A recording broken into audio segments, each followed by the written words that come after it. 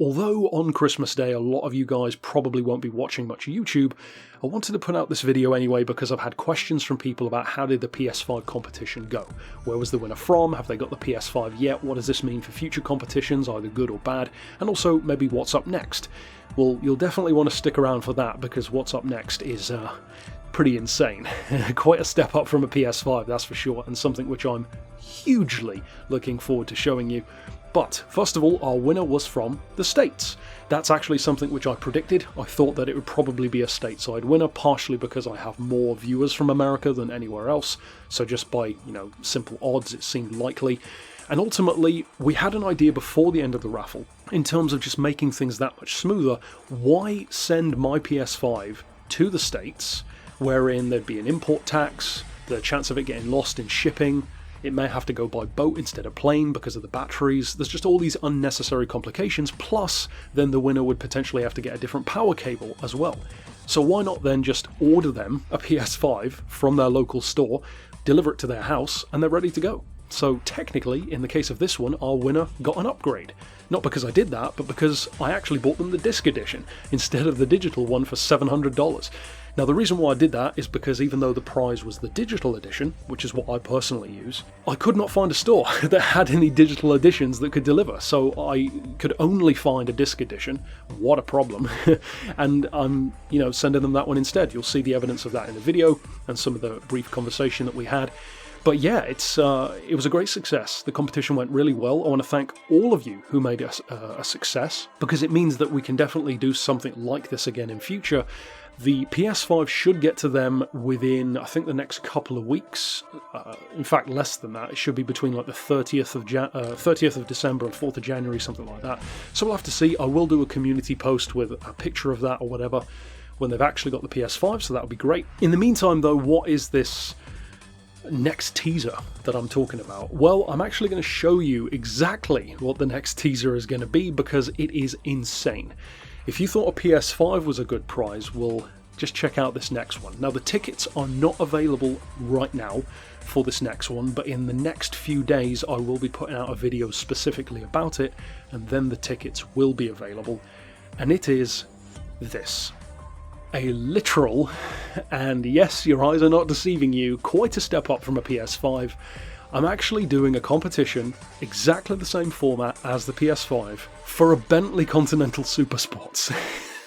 A literal 202 mile an hour, 621 horsepower Bentley W12. It's the GTC version as well, which is of course the open top, and I'm hoping to be doing a review for it soon in Beards and Cars as well at the start of the new year. The wide release for the competition will be again at the start of the new year as well, and in a couple of days' time I'll be putting out a video wherein the tickets will be available for those who do want to enter. So the two questions that you will be interested in, or maybe three that I can get into now. First of all, how much is it going to cost for a ticket? If a PS5 is £2, then surely a Bentley is going to be a hell of a lot more. Actually, no, £5. The tickets are £5 for the Bentley, and I deliberately wanted to make it £5 because sure, I could make it 10, 15, 20 as a lot of competitions do, but the problem is then if somebody's not in a position to drop 10, 15, 20, well then they can't enter. Whereas if I make it 5, well now somebody who does want to enter but could only afford less still can. And for those who do want to pay 10, 15, 20 anyway, well now you're getting more tickets for that 10 or 15. 2 tickets instead of 1, for example. So just in terms of value for money for those who do want to enter, I wanted to make it as high as possible. And I think one of the reasons that I did that is because I like to make competitions from the point of view of if I were going to enter it, not in terms of me as the one making it. So what would I consider to be good value, and then that's what I do. So it will be more difficult in terms of getting enough tickets, but I'm hoping that those who do want to enter will of course support it. And I mean, naturally, if people want to win it, they will support it. So the next question is, who's eligible? Because I can't exactly, put this in a box, give it to DPD or Parcel Force or whoever and get them to ship it.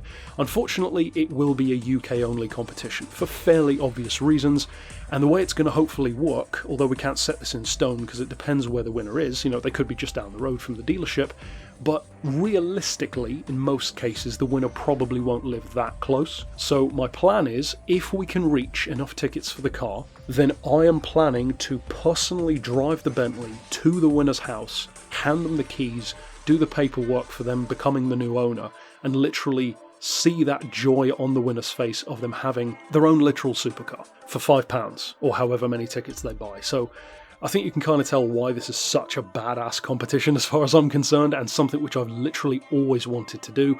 Unfortunately, I am not in a financial position to literally give away a car, but you've got to admit, £5 for a car is about as close to free as you can get, realistically. So I'm super excited for that. And the final thing is, since a car is worth so much more than a PS5, how are we going to make this work?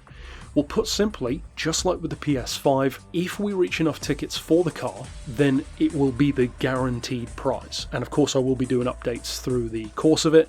We're planning for it to run until the middle of February anyway, so about 6 weeks or so.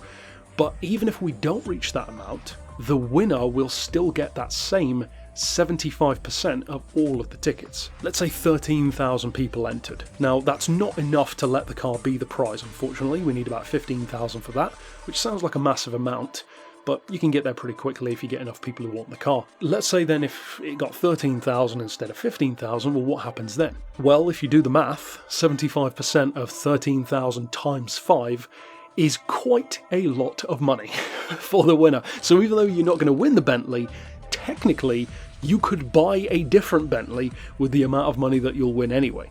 So it's going to be one hell of a prize no matter what, and that applies all the way down. No matter how few people enter, the winner gets 75% of the pot. So again, that's one of the things I love about these raffles, and I'm so excited for this to be the next one. If this one is a success, you can bet your backside we're going to be doing more cars, and I do want to try and mix it in maybe with some more worldwide stuff so that it doesn't exclude everyone else.